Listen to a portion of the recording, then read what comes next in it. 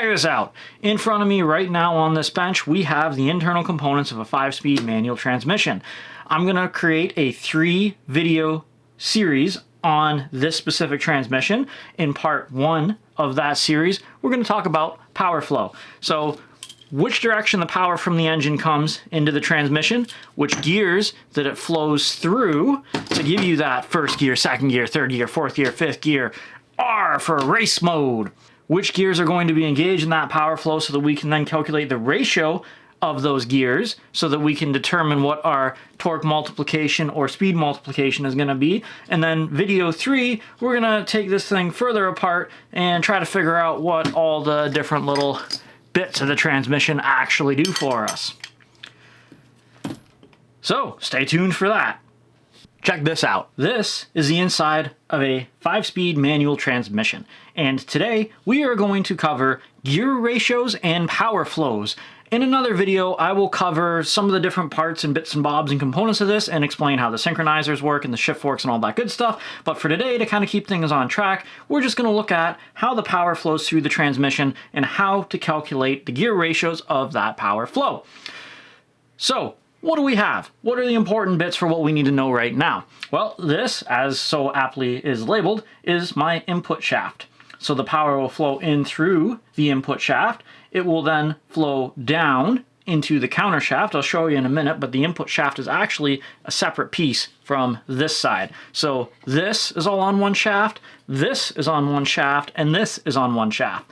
So engine right here inputs power through the clutch to the input shaft, down through the counter shaft, and then through your counter shaft, depending on what gear you have selected. The power flow will go back to the output shaft, which is also sometimes known as the main shaft, and flow out of your transmission, down your drive shaft, and into the differential, and to the wheels, and makes the car go vroom. So that's a bit of a lie. That's more your super awesome, wicked one-wheel peel squeals. I've got this wired together. We are currently looking at it from the right side or the passenger side of the vehicle. So let's do our power flows first. This is a 5-speed transmission, and it has a reverse. So that's almost essentially like you have 6 separate speeds.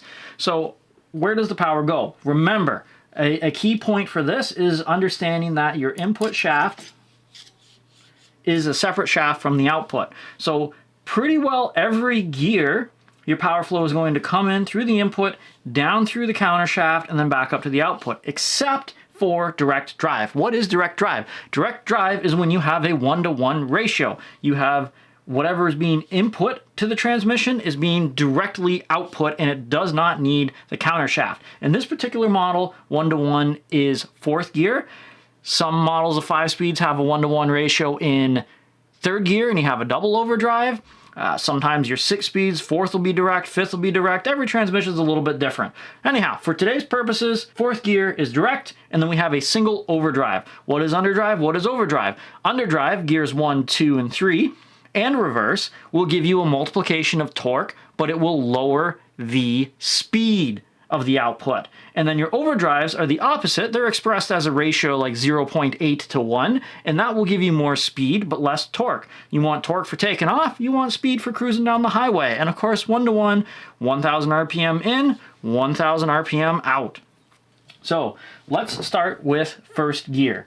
Input shaft, we have our power flow comes in, and it runs through our counter shaft. So we will need to know the ratio of these 2 gears. And then 1st gear is, as I said, a torque multiplication. So what gives you torque multiplication? Having a little gear turn a large gear. So every time that little gear turns once, the large gear only turns a bit. So the little gear has to turn multiple times to turn our large gear. And that gives us a reduction of speed, but it gives you a lot more torque, a lot more oomph. So to figure out which gear is first, which gear is 2nd, 3rd, 4th, 5th, reverse, all that good stuff, we can do that pretty accurately, even if we were not familiar with the transmission, by looking at, is it a little gear and is it turning a large gear? So in this case, the smallest gear, I have this one right here, and then I have another small gear on the counter shaft here that you can't really see very well behind the idler gear. How do you know which one's reverse and which one is forward? Because they have a very similar gear ratio. Sometimes they're even the same. The job of forward, the job of reverse is to get the vehicle moving from a stop. When you jam that shifter down into R when you're on the highway, R is not for race mode. Just trust me on that. How you know that it's reverse? Typically, reverse will be straight cut gears. These are all helical though, so this one you can go 50 kilometers an hour in reverse and your engine may be screaming, transmission will be quiet. However, if you had straight cut gears, they're very noisy, so your transmission, probably around the 15-20 kilometers an hour and higher, is going to go and make all kinds of cool noises. R for race mode. The reverse idler gear is what makes that one reverse. Even if the gear ratios were the exact same here and here, when you have externally toothed gears acting on each other, it reverses the flow of direction. So we're flow in, reversed, flow out, reversed, and you basically get the same as what your input was. To reverse that again, we use an idler gear, and the idler gear does not affect the gear ratio, it just affects the direction of travel. Keep that one in mind. So we were finishing up on first gear. First gear input through to our counter shaft, through the counter shaft. Keep in mind that for the most part, this counter shaft here this is all solid. This gear right here has to be selected. Obviously, our reverse idler would have to be selected. And then on our main shaft here, as well as these teeth on the input, we would have to select which gear we get. Talk about that in another video with what all the components are. So first gear in, and then output is here, and then output through the output shaft or the main shaft. Second gear is going to give you the second most torque multiplication. Go figure. Same path in through the input shaft, down to the counter shaft, goes through the counter shaft, and then up to our second largest gear. And notice that the gear here is a little bit bigger, and out. Third gear, in through the input, down, across, up, and out. Fourth gear, being direct drive, is power flow is just directly through the shafts. This synchro sleeve right here would just get slidden down and locked onto our input shaft. And that gives us our direct drive.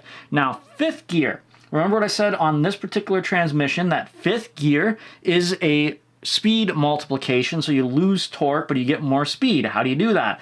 A big gear turning a smaller gear. So the input, once again, through the input shaft, down into the counter shaft, across the counter shaft, and then we have a large gear turning a smaller gear, and then it's output.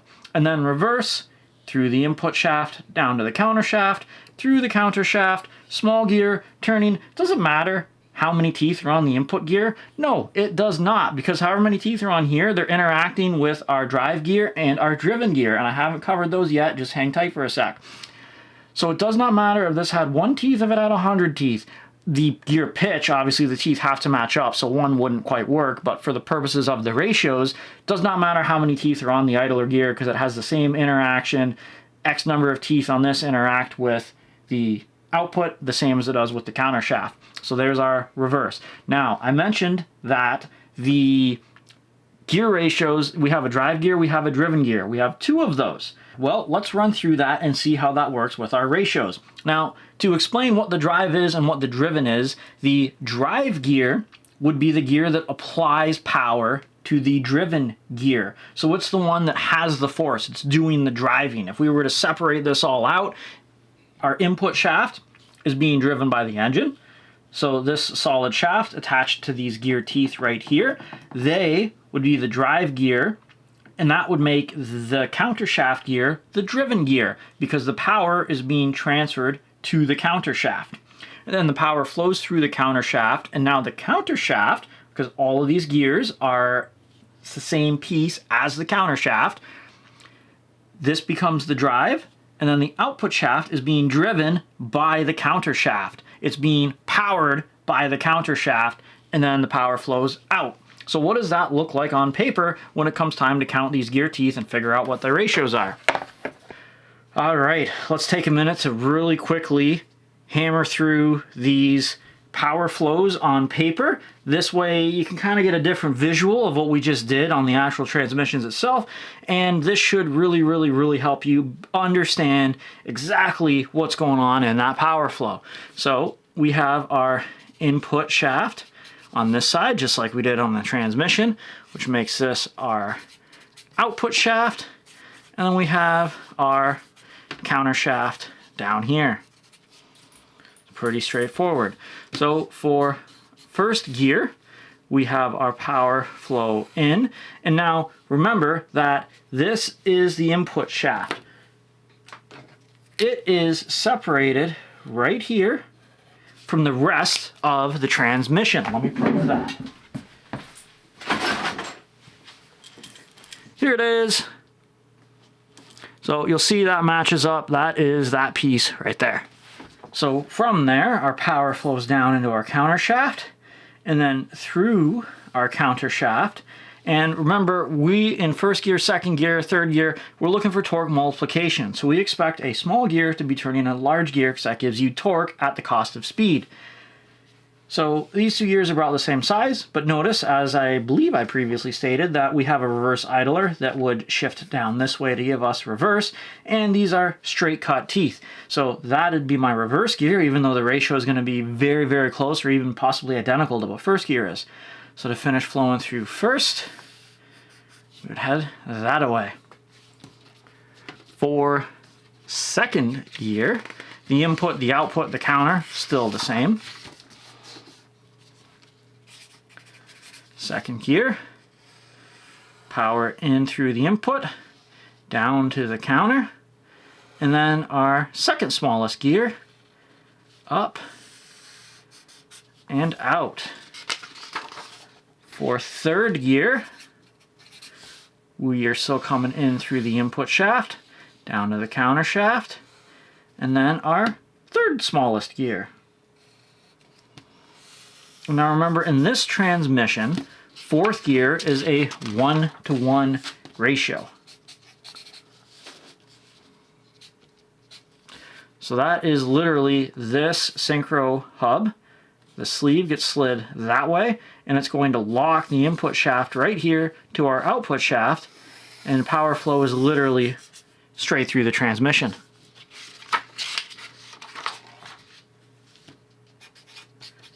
Fifth gear, input shaft, down to the counter, and this time it goes all the way through. In fifth, we're in overdrive, so we have a big gear turning a small gear to give us extra speed. And it will come out that way. And then for reverse, the reverse idler would be slid by a shift fork that's located right here to come into contact with the counter shaft, and then it would also drive the output shaft. So our power flow would come in, and then it would come down, and then it would go out through those spur cut gears. And that's reverse. And it's really as simple as that. So I hope this helps. Please stay tuned for part 2 of this 3-part video series. Let me know in the comments what else I can do to help you out. Have a good one.